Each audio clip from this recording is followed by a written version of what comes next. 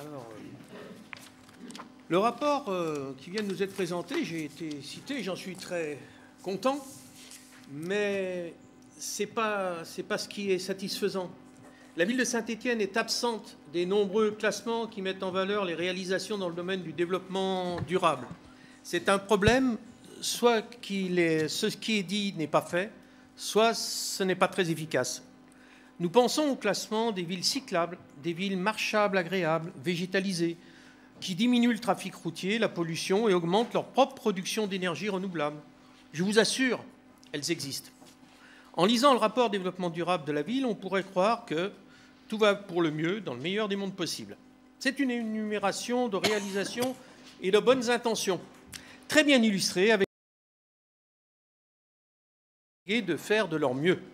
Tous les ans, votre majorité dit qu'elle fait de son mieux, qu'elle fait bien, et même très bien, voire qu'elle tend vers l'impossible. Mais voilà, dans la grande rue, plusieurs dizaines d'arbres ont été tronçonnés. Malgré nos mises en garde répétées, cela depuis 2014 et même bien avant, notre ville accumule un retard conséquent pour une véritable politique de développement durable.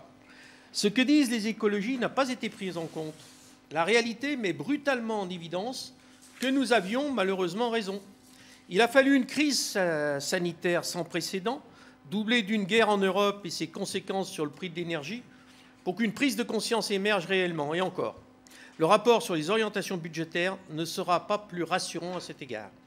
Pendant que les villes gérées par les écologistes, souvent réélus d'ailleurs, notez bien, anticipaient, vous restiez attentifs à des considérations d'un autre âge. En se contentant de réagir aux événements brutaux, on voit votre manque d'anticipation dans ce domaine, qui, pour le coup, n'est pas votre fort. Le dérèglement climatique vous impose d'agir vite et fort. Ne soyons pas pessimistes. Notre retard vous donne une grande marge de progression. Cette marge, nous aimerions la voir évaluée. Lors du débat budgétaire de 2021, M. Pedrillo avait repris une de nos propositions, demandant l'élaboration d'un budget climat. Début 2022, après de nombreux rappels de notre part, la réflexion a été lancée.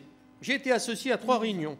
Il s'agit d'évaluer et d'apprécier les actions entreprises par la mairie dans tous les domaines pour connaître leurs incidences sur les émissions de CO2 et de gaz à effet de serre. On peut y ajouter leurs impacts sur l'environnement et le cadre de vie des habitantes et des habitants. Cela doit permettre de décider en fonction d'une considération écologique trop souvent absente des décisions actuelles.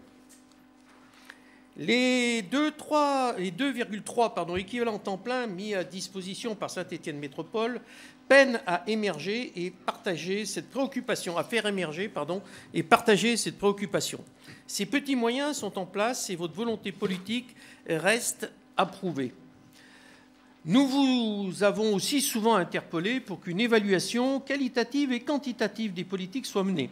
Vous avez nommé un conseiller municipal délégué à l'évaluation des politiques publiques, à la qualité de la commande publique, à la démocratie locale et aux associations. Mais il ne semble pas, ce jour, malgré nos précédentes interventions, que les choses progressent très vite dans ce domaine. Il nous faut aussi savoir reconnaître ce qui semble aller dans le bon sens. Et en fin de rapport, on voit apparaître des chiffres. Il s'agit certes de valeurs indicatives, mais ces valeurs ont au moins le mérite d'exister. C'est vrai que la pédagogie a du bon, c'est la répétition. L'envolée des prix de l'énergie agit comme le révélateur du retard de notre ville en matière d'économie d'énergie et de production d'énergie renouvelable. Nous espérons que la prise de conscience sera réelle.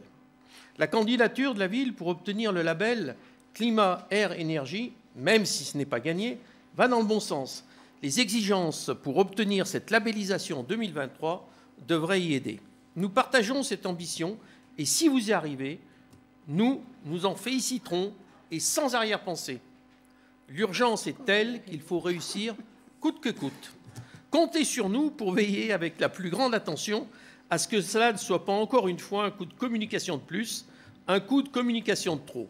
Il faut des actes et des réalisations.